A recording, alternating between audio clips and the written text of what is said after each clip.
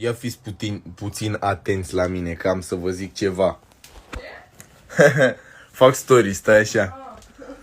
Prima oară când m-am apucat să postez pe Instagram în viața mea, să-mi transmit viața pe story-uri și să zic, practic, sfaturi și gânduri și chestii pe care vreau să le transmit, eram în jur de, când am început ca lumea să zic, și aveam o mică comunitate, aveam vreo 10k, 20k, nici nu mai știu. Și simt că cumva atunci, fiind mult mai puțin, eram mult mai conectați, în sensul în care oamenii care mă urmăreau, cred că credeau că au șanse să intre în contact cu mine și să vorbim și să comunicăm într-o oarecare măsură. Acum, fiind așa de mulți, probabil, eu personal răspund la toate mesajele care îmi intră în inbox și la request-uri. Odată la ceva timp le iau și încerc să le activez și să le bag în main inbox și pe alea, ca să păstrez cumva conexiunea cu oamenii care mă susțin și să creez o comunitate mult mai mare, cumva. Asta mi-am dorit de la început. Și eu oricum de mic filmam toate prostiile pe care le gândeam și tot ce gen mă amuza sau tot ce vedeam sau chestii de genul ăsta. Eu oricum făceam chestia asta de mic și cumva mi-a venit super natural să vorbesc în fața camerei, că mulți dintre prietenii mei zic că e ciudat că le e ciudat să stea și să vorbească așa în fața camerei și că nu simt cumva că au o conexiune cu cineva când vorbesc cu camera, gen. Eu cumva simt că vorbesc cu cineva, cu voi, mai exact, cu comunitatea mea pe care am creat-o în tot timpul ăsta. Și aș vrea cumva să cei care vedeți și vreți să comunicați lucrurile pe care vreți să le comunicați, pentru că de-a lungul timpului mi-am dat seama că învăț și am învățat foarte multe legate până și de hernie de disc, când am avut probleme cu spatele, până și de că mi-am rupt mâna acum. Am aflat foarte multe și de recuperare din mesajele voastre, care ați mai trecut prin anumite experiențe prin care eu n-am mai trecut și asta mă ajută și pe mine. Voi, la rândul vostru, învățați din experiențele mele și din sfaturile mele și din experiența mea de viață prin care trec, pe care o expun pe story. Și vreau din ce în ce mai mult să exprim lucruri blană la care mă gândesc pe story și să știu că voi știți că puteți comunica și să creăm o comunitate în care putem comunica cumva. Deocamdată m-am gândit doar, dacă vreți să spuneți ceva, să nu credeți că nu o să văd mesajul ca început. Ulterior, s-ar putea, ca să mă conectez mai mult cu voi și să fac chestii mai blană și să facem chestii și să învățăm mai multe, o să mă gândesc la o modalitate în care putem să facem asta mult mai interactiv și să fie mult mai blană. Pe lângă chestia asta, că am vrut să vă zic, vreau să vă zic că eu m-am gândit la o chestie și am încheiat-o cu ce am vorbit până acum. Acum vreau să intru în alt subiect și anume într-o chestie pe care o am remarcat-o în viața mea, care m-a ajutat super mult și mi se pare super tare. E legat de legea atracției sau cum vrei să spuneți. Faptul că ceea ce gândiți voi se transformă în realitate. Dacă știți să folosiți acest mecanism cumva. Mulți zic că nu funcționează și că e greu să folosești legea atracției pentru că nu poți să crezi ceva ce încă nu e și bla bla bla. Ideea e că practic o chestie, o obișnuință, înainte să mă culc în fiecare seară, ca o rugăciune. Nu contează în ce crezi, dacă crezi în ceva, dacă crezi în tine, dacă crezi în Dumnezeu, în univers sau cum o numești. Ideea e că trebuie pur și simplu, înainte să te culci, să mulțumești mai întâi pentru toate lucrurile pe care le deții și le ai și pentru care ești recunoscător, iar după să mulțumești pentru lucrurile care ești, să zici că ești recunoscător, îți mulțumesc pentru lucrurile pe care ți le dorești. Și să zici totul în momentul prezent, ca și cum deja ai lucrurile pe care ți le dorești și imaginează-ți și încearcă să simți cât de mult poți, că deja le ai și încearcă să simulezi și să te gândești, cum s-ar simți chiar să le am și să mulțumești pentru ele, să fii deja recunoscător pentru ele în fața Universului sau a lui Dumnezeu. Universul nu înțelege limbajul pe care noi l-am creat ca oameni. Universul e bazat doar pe energie și tu, atâta timp cât dai o energie, în tine, se generează din tine înspre afară, înspre univers. Universul o interceptează ca pe o frecvență și îți dă la schimb altă energie. Dacă tu zici vreau să am aia, înseamnă că în momentul prezent tu nu ai aia și generezi gândul de a nu avea încă și de a vrea și o să tot vrei. Asta e o problemă. În loc să zici vreau aia, zi mulțumesc pentru asta.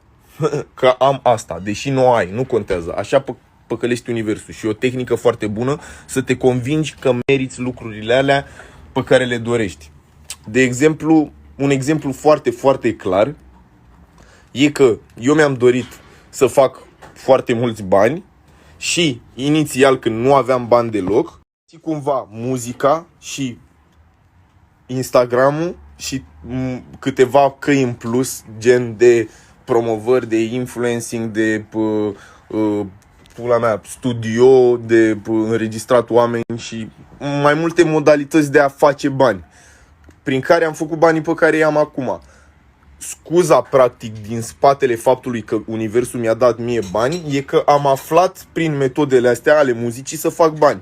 Eu acum m-am gândit, bă, ia stai puțin, vreau mult mai mulți bani. Se pot face oare din muzică banii la care visez eu? Și eu nu prea puteam să cred că da.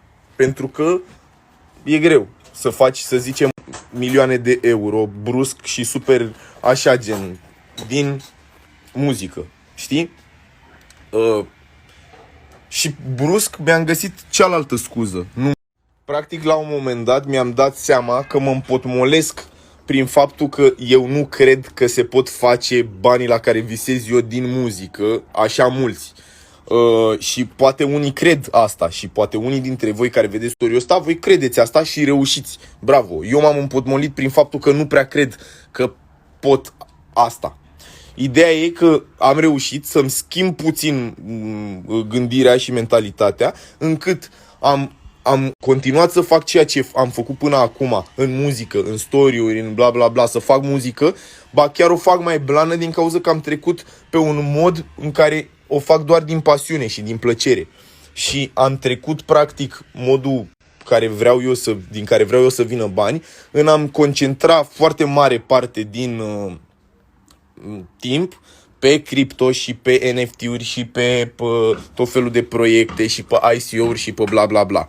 Pentru că mi-am dat seama practic că cumva e o modalitate prin care universul poate să-mi aducă banii ăia la nivel energetic, pentru că în spatele a ceea ce numim noi realitate, totul e vibrație și energie și noi cumva, ego-urile noastre creează realitatea asta să credem. Bă, uite, am bani pentru că am făcut muzică și am avut concerte și am avut aia.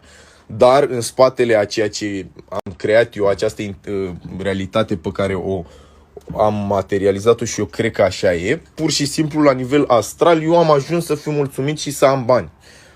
Asta e atât de simplu, trebuie să o gândești, la cel mai rudimentar mod. Vreau să fac bani, trebuie să găsesc o modalitate prin care să păcălesc universul că se poate și să mă păcălesc pe mine în primul rând că pot, iar după o să poți. Asta e tot ce am vrut să vă zic astăzi. Sunt doar niște păreri, doar niște gânduri de ale mele, niște sfaturi în unele cazuri în care vrei să le iei și să le folosești, să te folosești de tehnica asta pe care eu o folosesc. Și mi se pare tare și vă pup și vă iubesc. Asta a fost tot ce am vrut să vă zic, să vă transmit. Și dacă aveți niște păreri și niște chestii pe care vreți să le discutăm, vă aștept să-mi dați DM. Vă pup. Și bă, mi-a mai venit un exemplu super bun pentru că cumva vreau să demonstrez faptul că totul e mental și în tot ceea ce crezi se întâmplă și tot trebuie să fie în subconștient, nu în conștient. Dacă te gândești tu de 100 de ori la ceva în conștient, nu o să se întâmple. Dacă te gândești de sute de ori la ceva în conștient și ajungi și în subconștient prin autosugestie să-ți dresezi subconștientul să creadă și el același lucru ca conștientul și cumva prin meditație și prin lucid dreaming și prin jurnal de vise, ținându-ți toate visele, gen în fiecare dimineață să scrii visele de foarte mult timp, o să ajungi să poți să îți unești foarte mult conștientul cu subconștientul, să coincidă foarte mult și atunci ajungi să-ți controlezi realitatea și mai rău, aproape să ți-o controlezi prin conștient. Și asta e ceva ce numai mari șmecheri au reușit să facă. Poate putem și noi. Exemplul pe care vreau să-l dau despre chestia asta e că în momentul când ești copil, când ești mai mic, se întâmplă lucruri mult mai nebune. De exemplu, eu la ce m-am gândit acum după ce am vorbit cu voi, e că mi-am dat seama că eu când eram mic, am fost într-o vacanță în Bahamas și l-am văzut pe Justin Bieber în fața mea, la vreo, nu știu, 5 metri, cu o grămadă de fane de-astea copile în jur. Era fix după ce a scos Baby, adică nu era worldwide să fie haos în jurul lui rău. Abia scosese Baby, era cunoscut rău. Avea 2 bodyguards lângă el, l-am văzut în fața mea. Acum mie mi se pare crazy. Atunci mi s-a părut de parcă nici nu păsa, gen, nici nu mi s-a părut wow. Și cred că tocmai din cauza că nu mi s-a părut wow, l-am văzut. Și eu țin minte că în perioada aia abia aflasem de el, abia văzusem, eu ardeam de parcă e lame, nu-mi place, pula mea, dar tot apărea și îl vedeam pe YouTube și mă gândeam la el atunci când eram mic. Aveam în jur de, nu știu, 11-12 ani când am mers acolo cu părinții. Și gen, a fost un fleac pentru mine să-l văd în fața mea și știi momentul ăla când te gândești la ceva sau la cineva și în câteva momente îl vezi, când te gândești în subconștient, fără să-ți dai seama, nu știu, un coleg vechi, o persoană, o nu știu ce, și apare în realitatea ta. Când nu o gândești conștient, doar când o gândești subconștient se întâmplă chestia asta. Practic atragi prin subconștient persoana aia în universul tău, în realitatea ta și apare și se întâmplă și o vezi. Și zici, băi, ești prost, acum m-am gândit la tine, băi, ești nebun. Așa am pățit eu cu Justin Bieber. L-am văzut pe YouTube, am aflat de el, am zis, mamă, e lame, mă piși pe el, nu știu ce. Mă enerva că toate pizdele vorbeau de el și eram, nu știu, aveam vibe, băi, ce pula mea.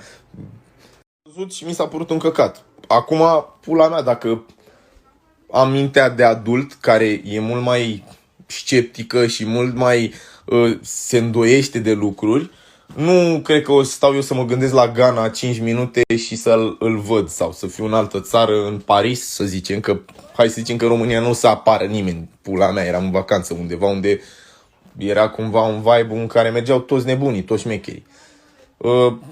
Cumva să mă gândesc eu să fiu în Paris pe la Louvre și să zic, bă, am ascultat o melodie Ghana, un clip, m-am uitat la el și în 5 minute să-l văd. Acum, nu știu, e mai puțin probabil să se întâmple asta din cauza că am foarte multe îndoieli ca adult. Dacă aveam mintea de copil, credeam că se poate orice.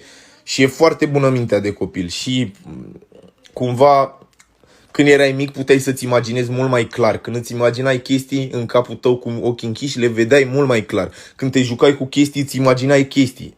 Eram copii, eram mult mai apropiați de vibe-ul ăsta și cumva, ușor, ușor, ne-am pierdut imaginația, să zic așa. Prin anumite tehnici, prin, cum v-am zis, ținând un jurnal de vise, scriind în fiecare dimineață primul lucru, visul pe care l-ați visat, prin meditație, prin pur și simplu și, ritual. Practic, când faci un ritual, tu cureți un spațiu și îți cureți corpul de energie negativă prin vizualizarea anumitor energii, știi? Și încerci să le vizualizezi și să îți imaginezi niște chestii. Nu e nimic rău, mulți când aud ritual sunt spălați pe creier de biserică și de anumite chestii de când eram mici și eu am fost în postura asta și am crezut că e ceva panică și că e ceva rău neapărat sau demonic sau bla bla bla. Dar de fapt e ca o meditație în care tu stai în meditație, meditezi și îți imaginezi o bilă de căldură sau de energie sau cum vrei tu, care se trece prin corp, care te curăță, te bla bla bla. Și asta e o vizualizare. Îți mărește foarte mult și capacitatea de imaginație și de a vedea foarte clar ceea ce îți imaginezi în timp, dacă faci toate lucrurile astea. Și sunt mai multe metode de care vom mai vorbi. Vă pup!